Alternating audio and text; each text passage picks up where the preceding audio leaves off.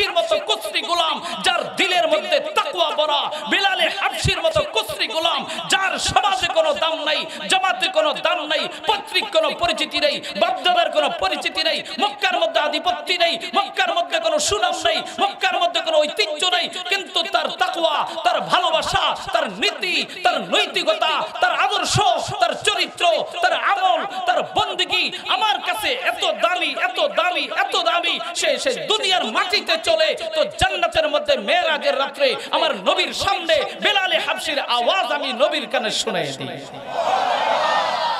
আল-মুমিনু আকরামু আলাল্লাহি মিন বাযিল মালায়েকা। আল্লাহ পাক বলেন এই ধরনের কালো কাওয়াগুলি উলাইকাল্লাযীনা ইমতাহানাল্লাহু কুলুবাহুম লিত্তাকওয়া।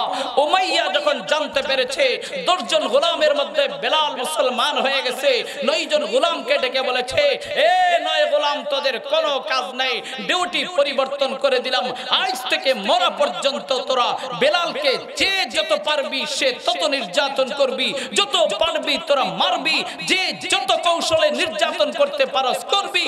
বেলালকে মারাই হচ্ছে আমার মিশন, বেলালকে কষ্ট দেওয়াই হচ্ছে আমার মিশন, আমার লক্ষ্য। এই মেরে প্যারে ভাইও, বেলালের নির্যাতন দেখে কুকুরের মতো উত্তপ্ত বালিকা ময়দানের মধ্যে গলার মধ্যে শিকল বেঁধে বেঁধে শেষরাইতেছে, টানতেছে। বেলাল আহাদ আহাদ আহাদ বলে চিৎকার করে, ওই করিম খুদা, লা ইলাহা ইল্লাল্লাহ পড়ার শক্তি নাই, তোমাকে আল্লাহ বলে ডাকার শক্তি নেই, আমি আহাদ আহাদ বলে তোমাকে বুঝাইতে চাই, এখনো আমি তুমি আল্লাহ এক এক বলে স্বীকৃতি দিতেছি। গায়ের মধ্যে লোহার পোশাক পরায়া বেলালে হাবশিকে হাত পাও বেঁধে উত্তপ্ত বালিকা রাশির মধ্যে দিনের 12টা 1টার দিকে সূর্যের তাপ যখন প্রখর হয়, এই খোলা আকাশের নিচে ফেলে দেয়া হতো বেলালের লোহার পোশাকটা আগুনের মতো গরম হইয়া পুরা শরীরের চামড়াগুলো পুইরা ছাই হয়ে যেত, চিৎকার করে করে কাঁদতো আর বলতো, আয় আল্লাহ তোমার কাছে সাহায্য চাই, তোমার কাছে সাহায্য চাই, তোমার কাছে সাহায্য চাই।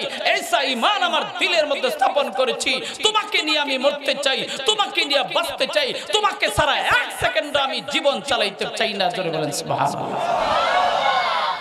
আল্লাহ পাক বলেন, এ নবী মুহাম্মদ, আমি অক্ষরে অক্ষরে উলাইকাল্লাযীনা ইমতাহানাল্লাহু কুলুবাহুম লিত্তাকওয়া, আমি পরীক্ষা দিতে দিতে দিতে দিতে করতে করতে ঝাঁঝরা বানায় দিছি বেলালের দিলকে, আম্মারের দিলকে, মিকদাদের দিলকে, সুমাইয়ার দিলকে, খাব্বাবের দিলকে তো আমি 100% পারফেক্ট পেয়েছি।